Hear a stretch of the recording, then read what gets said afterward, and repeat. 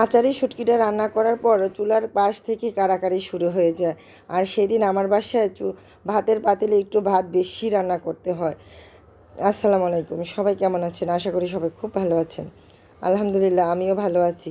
Video শুরু থেকেই দেখতে পাচ্ছেন যে আমি এখানে পরিমাণের চেয়ে একটু বেশি তেলটা দিয়ে দিলাম। তারপরে পরিমাণ মতো পেঁয়াজ দিয়ে দিলাম, আর শিলপাটায় বেটে একদমই লাল মরিচটা আমি সেটাও পরিমাণ মতো দিয়ে দিলাম। দিয়ে ভালো করে নেড়ে চেড়ে তারপরে আমি দিয়ে দিলাম এখানে 4 পিস বড় সাইজের চেবা শুটকি।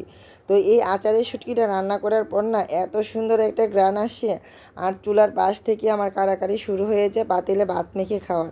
যেহেতু আচারি শুটকি, সেখানে আমাকে রসুন তো দিতেই হবে। এখানে 3টা বড় সাইজের দেশি রসুন একদমই আস্ত কোয়াশো আমি দিয়ে দিলাম।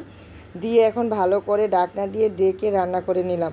আর ভালো করে নেড়ে চেড়ে একদম ভাজা ভাজা করতে হবে। তো এই শুটকিটা না ফ্রিজ ছাড়াই 2 থেকে 3 দিন এভাবেই ভালো থাকে, যেহেতু আচারি শুটকি।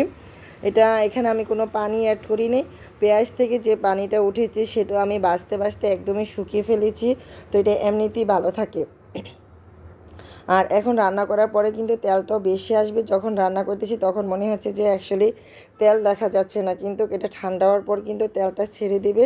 অনেকটাই পরিমাণে আমি এখানে তেল অ্যাড করেছি। তো যাই হোক, কথা বলতে বলতে কিন্তু আমার রান্নাটা কমপ্লিট হয়ে গেছে। আচারে শুটকির কালারটা দেখেন কি লোভনীয় আসছে, তাই না? এটা দিয়ে ভাত খেতে যে কী মজা। আর এই যে রান্না করার পর পাতিলটা, এটার মধ্যে ভাত খাওয়ার জন্য আমরা সবাই কাড়াকাড়ি করি। তো যাই হোক, রান্নাটা অনেক লোভনীয় হয়েছে। এটা দেখার পরে মনে হচ্ছে যে আসলে কখন ভাত খাবো। 1 পিস লেবু আর এই যে আচারি শুটকিটা, এটা হলেই কিন্তু একদমই দুপুরে 2 প্লেট ভাত অনায়াসে খাওয়া যায়। তো আমার এই রেসিপিটা ফলো করে আপনারাও তৈরি করতে পারেন, যে কতটা টেস্ট তৈরি করার পরেই বুঝতে পারবেন। তো শুটকি রান্নাটার পর আমি এখানে একটু কলমি শাক রান্না করব। তো পেঁয়াজ আর রসুন ভালো করে ভেজে নিলাম।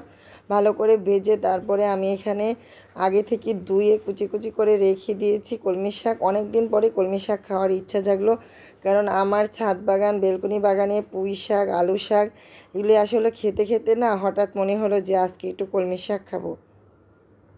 তো এই তো কলমি শাকগুলি সুন্দর করে আমি রান্না করতেছি। আর আমার গাছের মরিচগুলি আমার আপু ভাইয়ের জন্য পাঠিয়ে দিয়েছি। আর এখন গাছ থেকে যে ছোটো মরিচগুলি আছে এগুলি আসলে তুলতে মায়া লাগছিল, মনে হচ্ছে যে ঝাল লাগবে না, তার জন্য ডিপ ফ্রিজে কিছু কাঁচামরিচ ছিল, সেটা আমি শাকের মধ্যে দিয়ে দিলাম। কিন্তু শাকে দেওয়ার পরে গাছ থেকে আমি ছোট ছোট কয়েকটা মরিচ তোলার পরে দেখলাম মরিচগুলির সাইজে ছোটো হতে পারে, কিন্তু ভীষণ ঝাল ছিল। তো যাই হোক, শাক রান্নাটা অনেক লোভনীয় হয়েছে। আজকে 2টা রেসিপি অনেক মজা। তো আমার 2টা রেসিপি অনেক পছন্দের, যেহেতু আচারি শুটকি এবং কলমি শাক এই 2টাই আমার খুব পছন্দের। তো রান্নার পরে কিন্তু অনেক সুন্দর আসছে কালারটা। আচারি শুটকি এবং শাক 2টারই কালার অনেক সুন্দর আসছে, মাশাআল্লাহ। খেতেও কিন্তু ভীষণ মজা হয়েছে। তো আমার ভিডিওগুলি যদি ভালো লাগে অবশ্যই আমার সাথে থাকবেন আর অন্যকে দেখার সুযোগ করে দিবেন। আজকের মতো আপনাদের কাছ থেকে বিদায় নেব। সবাই ভালো থাকবেন, সুস্থ থাকবেন। আল্লাহ হাফেজ।